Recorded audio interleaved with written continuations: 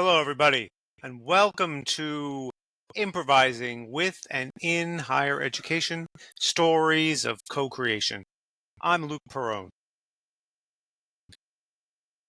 While this might seem like a video or presentation that you're watching, just take a moment and let's experience an opening activity that you might take some time to do now and or sometime down the line. This is an opening activity to help us not just learn about what's going to be presented, but feel it and practice it.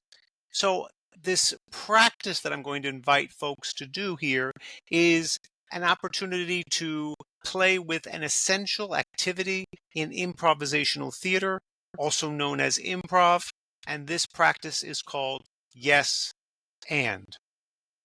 While it's just two words, it's a very powerful practice. Let's explore what we mean by yes and.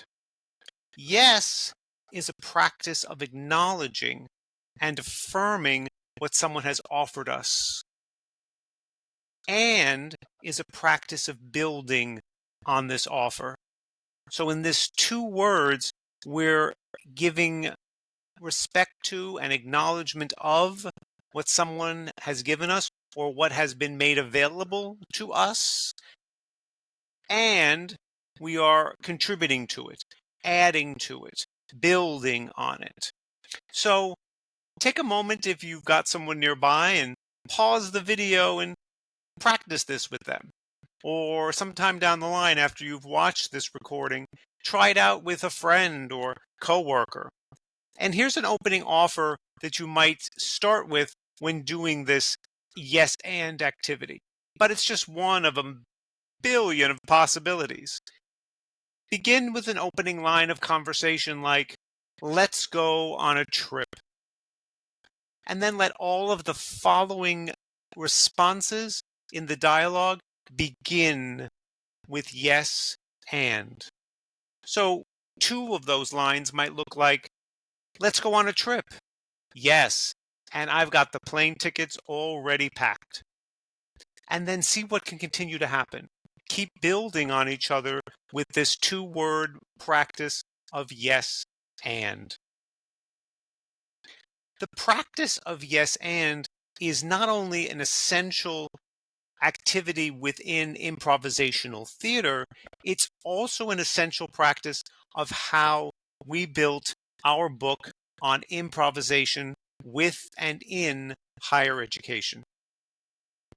The book that will be the focus of this presentation is titled Improvising with and in Higher Education, All Together Now, and it is coming out in summer 2025. The book has been contracted with Palgrave, and it is included in its series, Palgrave Studies in Play, Performance, Learning, and Development. And the series editor is Dr. Lois Holzman, an internationally recognized scholar, activist, developmentalist, and community builder who is a staunch proponent of and co-creator of environments where folks can develop with and in play, performance, improv, and the arts.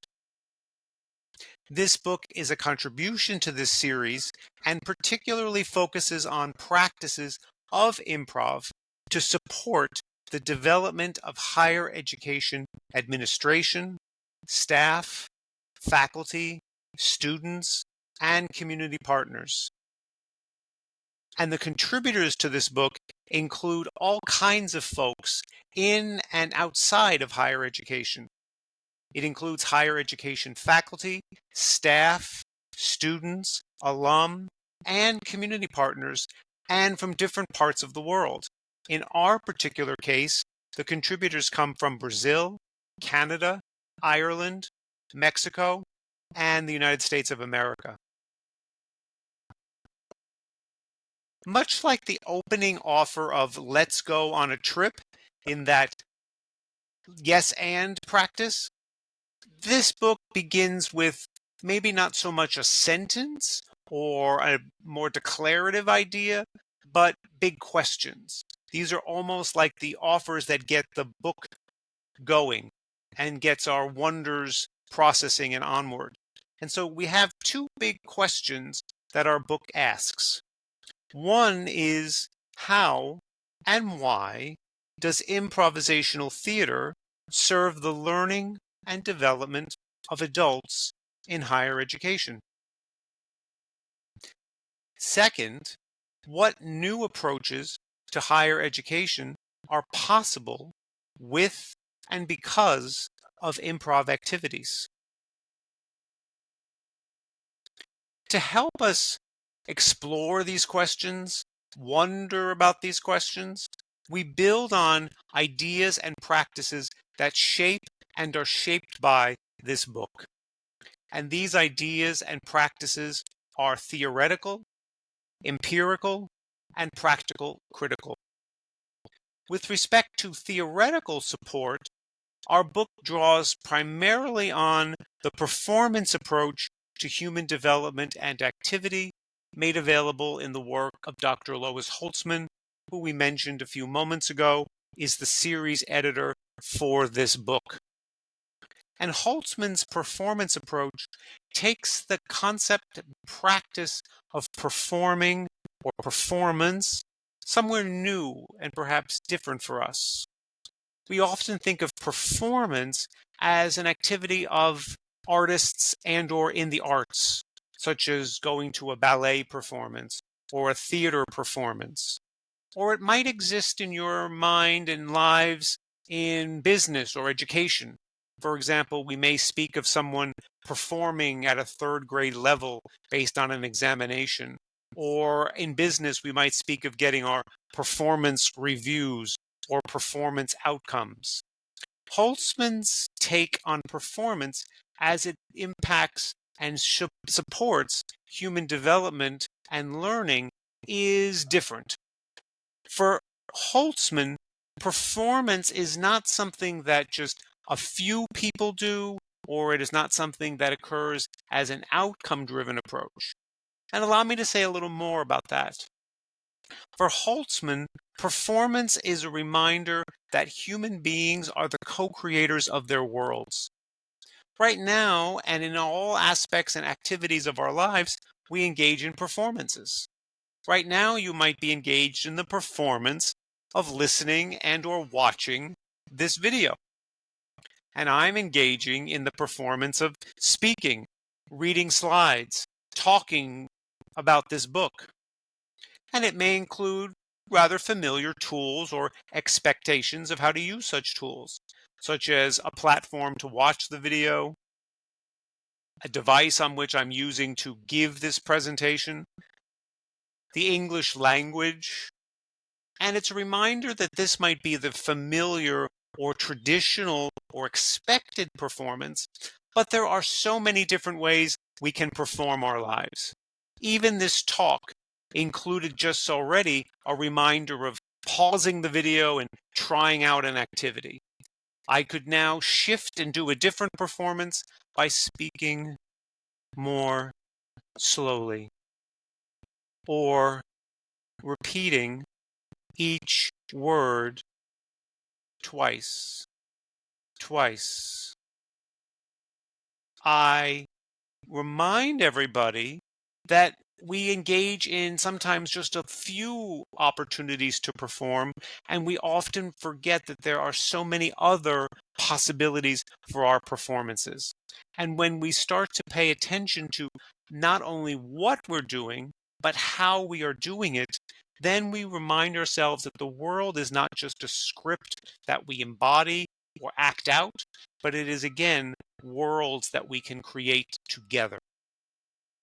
And when we engage in this creating or co-creating of our worlds, we are honoring that both we, our activities, and our environments are at once what or who they are and what or whom they are becoming. This is not an either or dualistic approach. It is a dialectic of being and becoming. It is a reminder that in our lives, we are at once both who we are and who we are not. And this is offering, in Holzman's approach, a radical view of human development and learning, which often privileges what we are, who we are, or other current indicators of our lives without celebrating and building the capacity for us to become, to keep creating new performances of our lives. Yet these performances of our lives do not require us to know what we're doing, plan what's going to happen, figure it out in advance, or have some other kinds of burdens of expectation or outcome. And Holtzman refers to this as non-knowing growing, an opportunity then for development without being overly attuned to knowing, to figuring things out, or to having a sense of what it's all about or what it's going to do for us. It is merely the activity that creates the development, that creates the opportunity, that creates the activity. And for Holtzman, perhaps as both a nod to the arts and a yes and to it to extend it, for Holtzman, performance is a form of imaginative play. Reminding you that if we honor that all of us are performers, all of us perform our lives, all of us are co-creators of our worlds, then this opportunity to see play as a form of imaginative play is not then limited to just artists or children who may consider themselves or be given the privilege of being playful. In fact, our work on this book builds theoretically and empirically on imaginative play as a lifespan developmental activity. And in fact, the work that I did with my advisor and mentor, Arten Ganchu, builds on that practice in one particular way by connecting children's pretend or imaginative play with an adult activity of imaginative play called improvisational theater, or improv, the very focus of what we are exploring in this presentation. We also build on decades of practice of what is referred to as applied improvisation. Applied improvisation is respecting the approach from Holtzman that all of us are the co-creators of our lives, and all of us are players, and all of us are developing. And so applied improvisation connects with that idea in the celebration of all of us as improvisers, not only folks who are in a theater or an actor or some other kind of creative artistic type. And so the practice of applied improvisation reminds us that all of us are improvisers and we can bring tools of improv like yes and to all kinds of worlds with all kinds of people to engage in all kinds of activities. So applied improvisation might be offered for medical and medical staff in hospitals, or between teachers and students in formal learning environments, or to address political polarization in different parts of the world. This is extending the power and possibilities of improv beyond the theater, and our book is a contribution to that. In fact, there's also a contribution to the applied improvisation practices that have been occurring with and in higher education for more than 5 decades. Not only is there scholarship that supports the practices of improv theater with and in higher education, but there also has been community and grassroots organizing. For example, there have been communities building for many years now that are celebrating and wondering and building this movement to bring and celebrate higher education and improv theater. And some of these grassroots and community groups are the Yes and Higher Education Network, Professors at Play, and the Global Play Brigade Educators Salon. And I'm thrilled and honored to be co-creating these groups for many years now. So it was important for us as a group of folks building and creating this book to not only write about improv or produce a product like a book about improv with its content, but also to have it be an improvised book. And so I'd love to tell you a little bit about the book, both what it is and how it was created. Essentially, though, the book is organized and presented as a long form improvisational theater performance. And long form improvisational theater performances might certainly be built on yes and, but maybe not be as brief as that opening activity might have been for you.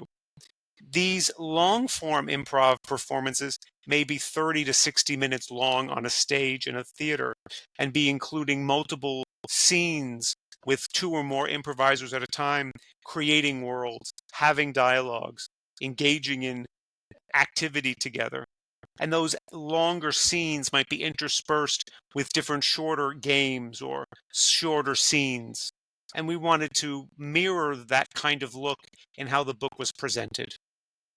So we do have what might be referred to as chapters when you talk about a book, and we have 13 of those.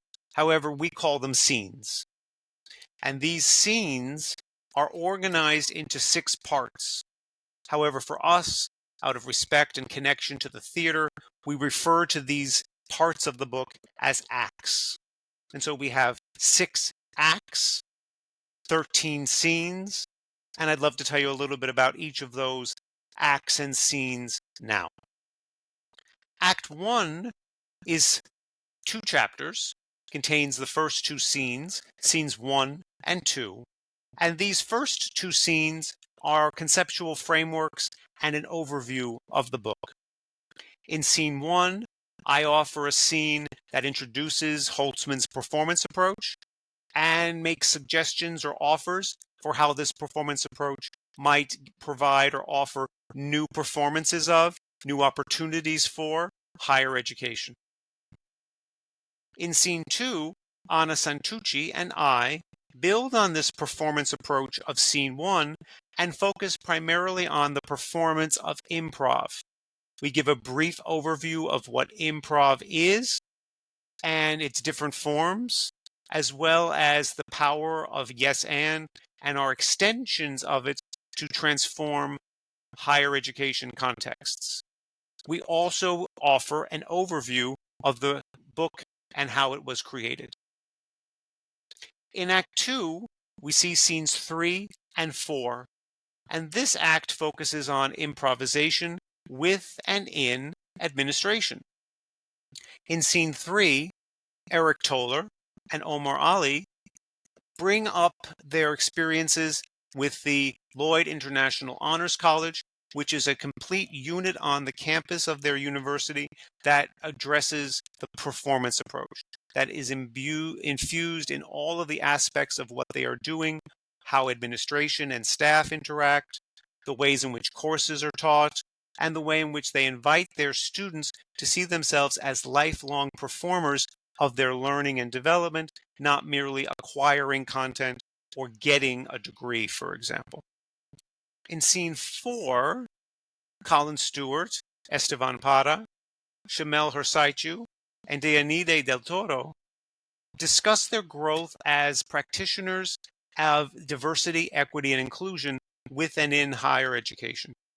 And they speak not only of the times during the pandemic, but since, of how doing this work in diversity, equity, inclusion can be challenging, particularly in their contexts of higher education, and how together as a group of authors, they discovered new life for their work through the practices of improv theater. During their experiences together, they played improvisation games and found the value and power of moving from a practice of no to yes but to yes and how such play and an approach of yes and shapes their ongoing work in diversity, equity, and inclusion.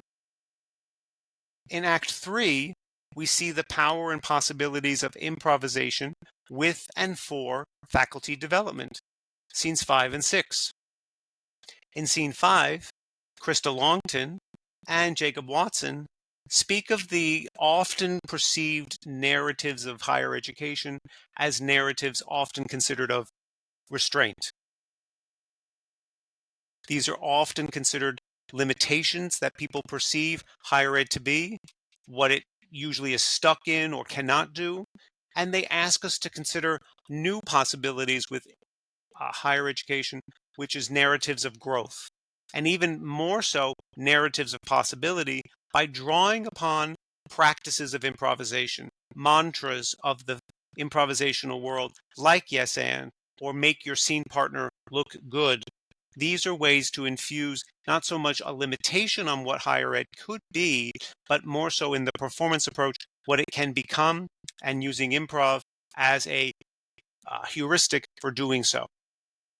In scene 6, Amy Baldwin, Ed Spur, Jerry Gale, and Ruth Harmon speak of their work with faculty at their university, and they're building a faculty learning collective.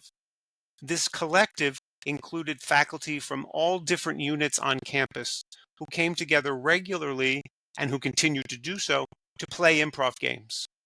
And in their scene, they write of the power of doing this collective playing together across silos, divisions, departments, areas of specialization, to build community, to move past competition and alienation in higher education, and offer new possibilities for how faculty can infuse improv into their teaching and research. In Act 4, we celebrate improvisation with and in academic courses, and these are scenes 7 through 11 of the book. In scene 7, Gwen Lowenheim, David Belmont, and Dee Baylor speak of the power of remixing as practiced in hip-hop culture, and they liken remixing as a yes and practice of building with and in history, with and in texts, to co-create new kinds of ways for students to engage in academic writing. For them, the power of remixing is a yes and of building with the world as is and creating new texts together, and putting an emphasis on the creating of texts as an ensemble, as a group, as a class, to move beyond merely producing a text for a grade or an assignment, but being writers who create their texts organically together. In scene 8, Pedro Morales Almazan speaks of the power of 5 pillars of improv, one of which is yes and, to infuse a more human approach to mathematics teaching and learning, as well as research. For this scene, there's a powerful reminder of moving beyond mathematics as merely a dry and formulaic activity to one that people create with and in, play with and in, and perform together. In scene 8, Jorge Burciaga Montoya and Jessica Annalise Marquez Melchor speak of their university experiences during the lockdown of the pandemic in 2020 and 2021, and how this sudden switch to remote online learning created real stressors for both faculty and students. Yet, new hope also emerged. They noticed that faculty, some of them at least, were creating new kinds of playful, performatory, and improvisational activities to engage with their students as they were meeting together remotely, and how these new approaches not only enlivened course content, but also built new kinds of relationality between the students and their professors. As they close out their scene, they also speak of how they are continually building with and performing their courses now that they are returning to on-campus activity. In scene 10, Carrie Loebman writes about her course, The Teacher as Performer, and how this course challenges both her and her students' assumptions of how learning and teaching might look, or what it means to be a learner and a teacher. And they explore these assumptions in 2 ways. One, by playing improv games and doing scenes, as well as creating student-centered learning groups that discover together what they would like to learn, and more importantly, how they want to engage in that learning journey, continuously asking the question, how do we want to do this? In scene 11, I bring in another scene of my life, particularly writing about my course called Lifespan Imaginative Play, a course which celebrates the human development and learning across the lifespan that play is an opportunity for. And we wonder in this scene of particular activities that the course engaged in, particularly the opportunities to play with scholarship and perform readings, as well as the community-based activities that we did both in the class to build our group, as well as our community-based play in the world. Act 5, Scene 12, is an exploration of improvisation with and in community-engaged research. And this is a scene offered by Fernanda Liberale, Luciana Cole Modesto Sara, Jose Carlos Barbosa Lopez, and Vivian Carillo. In this scene, they explore their research group learning activities in the school context, and in particular, an aspect or activity of this research group called the Brincadas Project.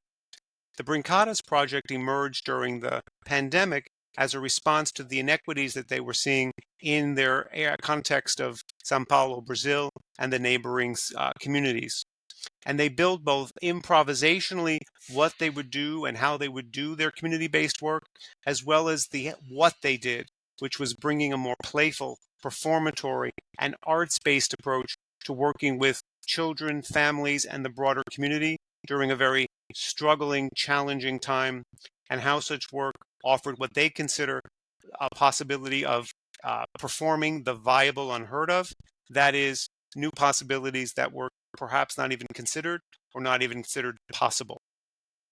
Finally, in Act 6, the ensemble comes together and offers final, not final comments. We not only review what we have been building in the preceding acts and scenes, and we also make invitations or offers for our readers to keep performing higher education with us, to yes and our offers with what and how they'd like higher education to become in their lives. In addition to these 6 acts and 13 scenes, we also have 9 short interludes, which are akin to the group games or blackouts that you might find in a long-form improvisational performance or a sketch show. And these 9 interludes appear throughout the book, perhaps between different scenes or after one act but before the other act begins. And these interludes take 4 forms. They are dialogue among the authors. They are visual images offered by the co-authors. They are poetry that are co-created by the authors. And they are also representations of short-form improvisation games that the authors performed. And where did these poems, dialogues, visual images, and/or games come from? Well, in building these interludes, and therefore the book as a whole, we also created a process by which a group of authors from around the world with different experiences in and opportunities for improvisation could come together and create a community. And we affectionately call our community a book ensemble. And now I'd love to tell you a little bit about how this book ensemble has come into being and what it has been created. We've been building our ensemble since February of 2022. And during the writing and revising times of our journey together, we met on Zoom 15 times between February of 2022 and December of 2023. These were most often monthly meetings with some exceptions due to holiday or summer breaks. And during these gatherings, we would come together and play improv and performance games, such as Yes and. We created reflections of these games and conversations about our work or play. And we also extended and built this ensemble by inviting others who were interested in our work or play, such as Dr. Lois Holzman, the series editor, or colleagues we knew of who offered improvisation to higher education, or who were interested in doing so. And these gatherings were overall very improvisational. As the editor, I might have come in with a suggestion. For example, I might have noticed or felt that an improv activity that was being written about in one person's scene might be something fun to try out. But often we just started with that same question you might remember I said about Carrie's chapter from our book, which is, how do we want to create this time together? Maybe it starts with someone suggesting a warm-up game, or someone suggesting a conversation topic, or someone wondering about their writing process or what other people are doing and getting to know each other for those opportunities. And there our time was built. It was very loose, but very loving. These might have been more synchronous gatherings through Zoom, and we also created asynchronous activity. For example, we co-created online platforms like Google Jamboard and Padlet, and these platforms were opportunities for us to include information about ourselves, introductions, for example. We also shared improv resources. We also shared and created reflections of our gatherings that we had on Zoom. And we also had opportunities for us to offer reflections on drafts of our scenes and discuss and wonder and philosophize together on the presence and power of improv in higher education. We also set up asynchronous and synchronous opportunities to support each other in the writing process. For example, we set up opportunities to write together and to read and or comment on each other's drafts. I remember starting this one point in the journey of writing and revising as I was starting to get drafts of people's scenes. And I started to notice, oh, what's being offered, for example, with what Krista and Jake are doing would be something interesting that Carrie might want to read about. Or what work Colin and Esteban and Shamel and Yanide are doing might be interesting for Fernanda and Luciana and Zay and Vivi might also be interested in that as well. So I wanted to invite folks to get to know each other.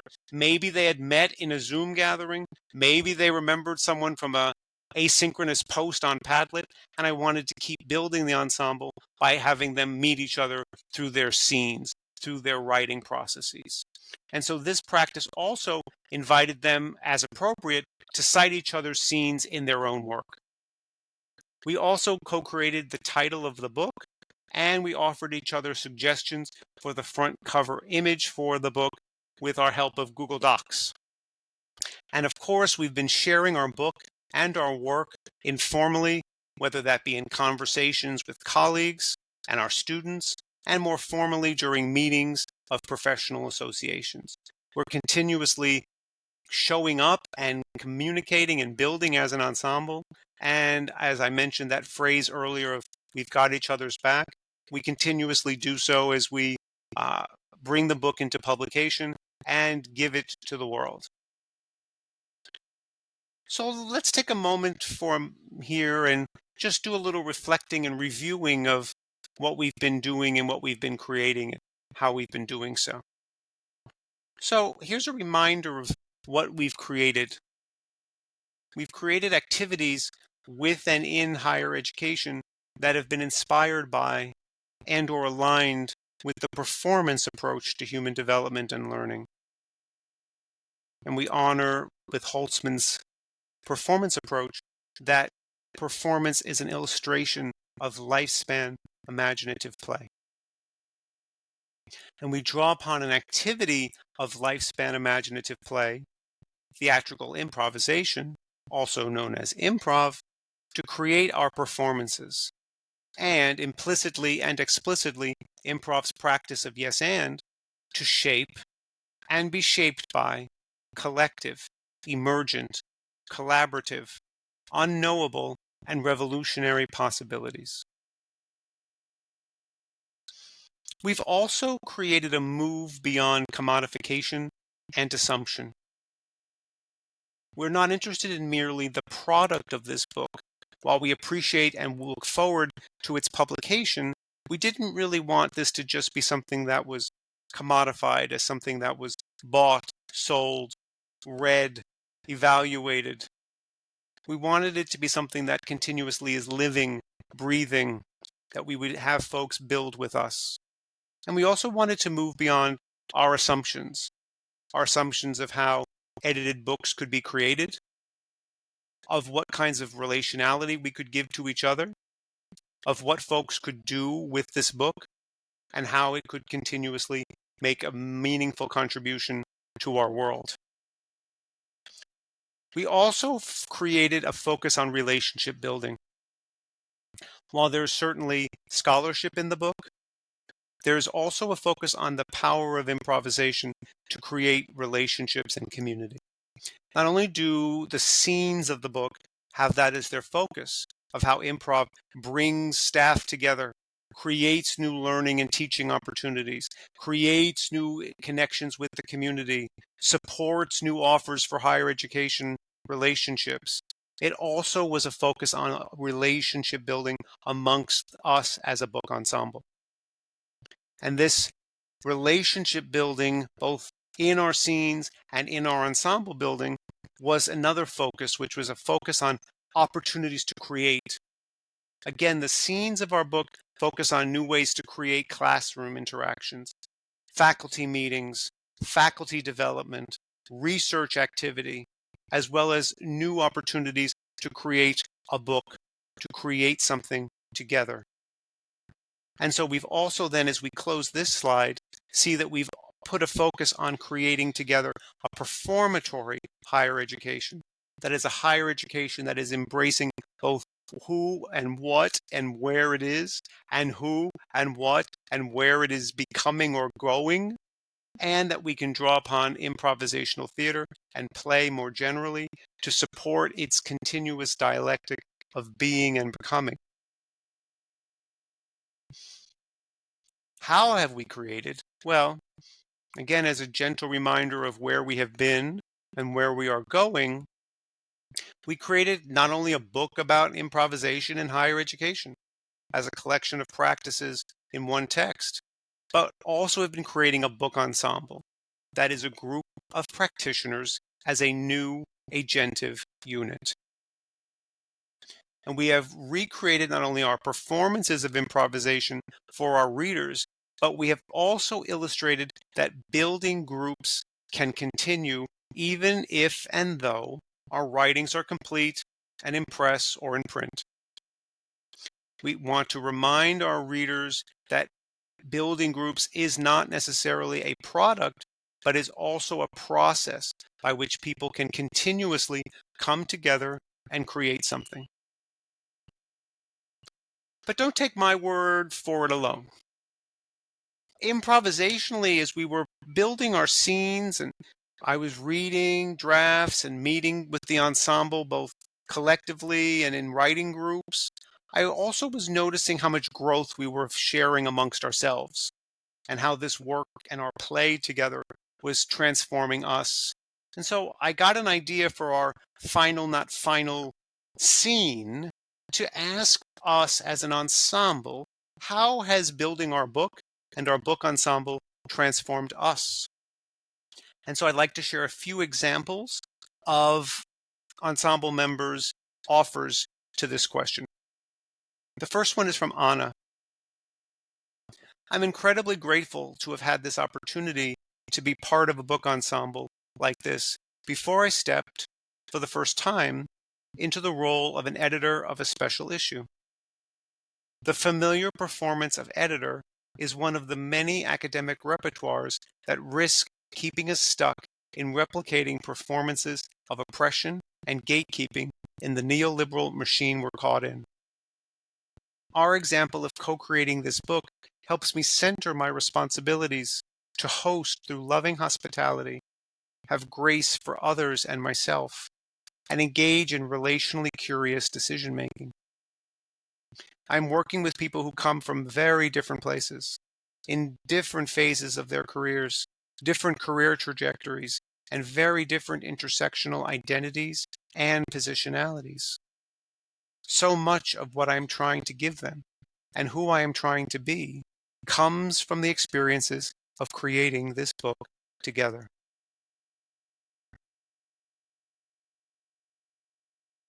Another offer comes from Carrie.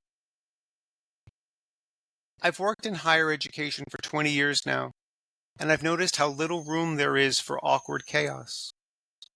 It's a very scripted place, even when people think they're saying new and novel things, because often people get stuck in the performances they've had for years. I'm thinking mostly in between colleagues since there are many creative teachers. So, this book and our ensemble supported allowing space for awkward chaos out of which things can emerge. I didn't have such a comfort for that before this book and our ensemble, and I'm imitating this practice of awkward chaos more. This book and our experience helps people build their muscles in new ways to embrace awkward chaos. It's hard to build something new if you're not willing to be awkwardly not knowing.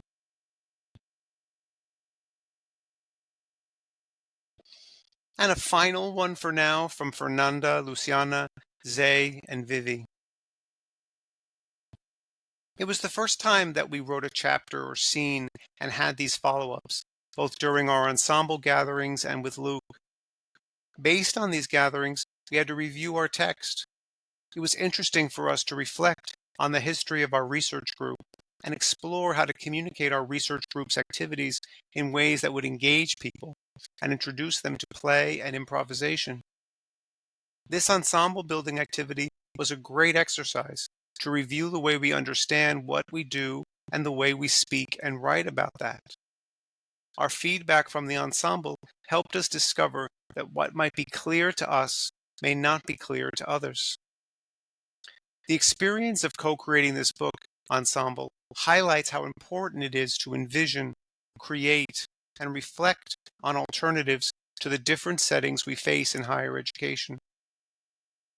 Collaborative work plays a valuable role in individuals' development and creative power to change realities by taking into account the possibilities to build communities that are more equitable.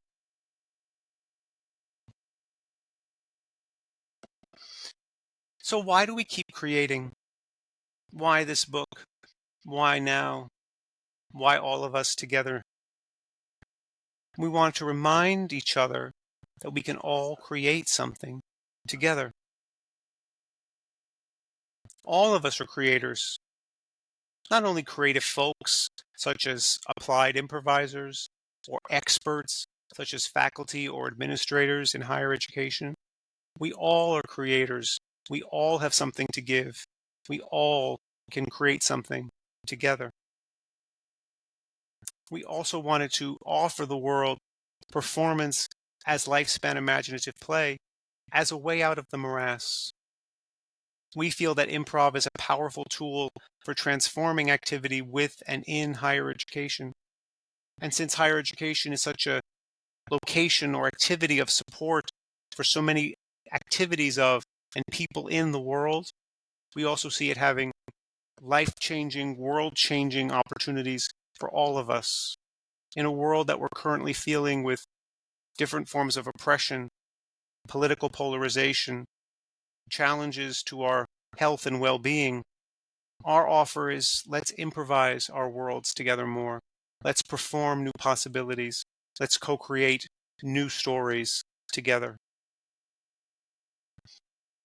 So we continuously keep asking ourselves and invite you to ask with us, what and how can we keep creating? Our wonder and our invitation to keep, we hope you'll yes and it, is let's perform higher education all together now.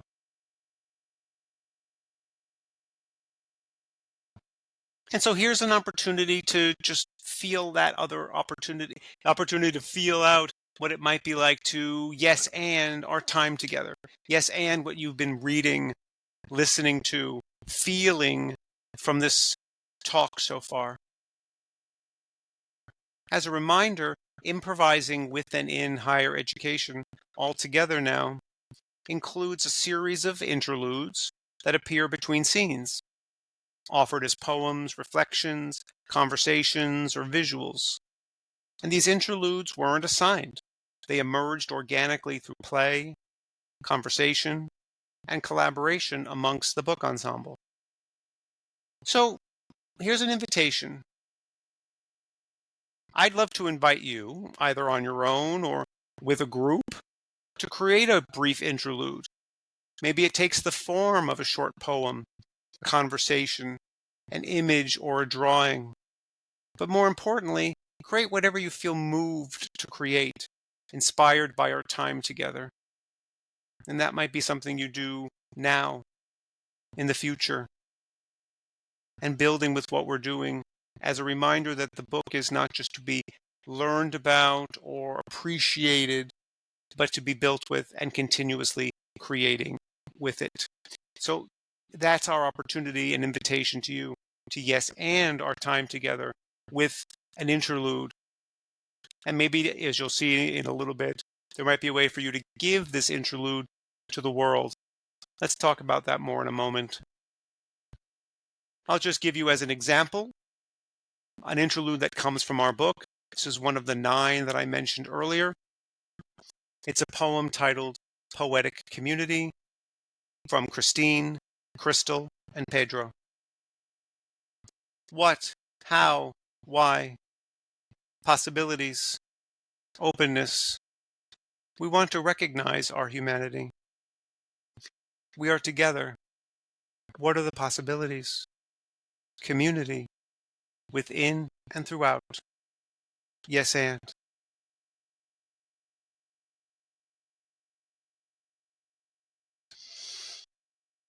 So I'd love to hear from you. What questions do you have? What wonders do you have? What offers would you like to make? Feel free to leave a comment if such an opportunity is available where you're checking out this video.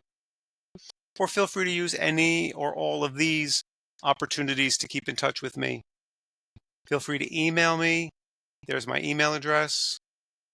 Feel free to check out my website. Follow me or connect with me on LinkedIn, YouTube, my podcast on Spotify. Let's improvise our learning and development. Or connect with me on TikTok. But broadly, the invitation, as I hope you're feeling as we're closing this discussion, this presentation, is to continue to build with us. You are building our ensemble. You are building the world. You are performing the world. Continue to co-create stories with us. We look forward to them, and we look forward to yes-anding your offers, your wonders, and your questions. Finally, these are some references that come from the different citations that were included earlier in today's discussion. Feel free to check any and all of them out. And also there are some reminders in the slides of links of different associations. Feel free to reach out to me if you'd like to know more about these resources and these communities that were mentioned throughout the book. Thank you so much for listening. And more importantly, thank you for all that you are and are becoming. And I look forward to what and how we can create together and continue to build a more developmental, peaceful, playful, and healthy world. Thank you so much.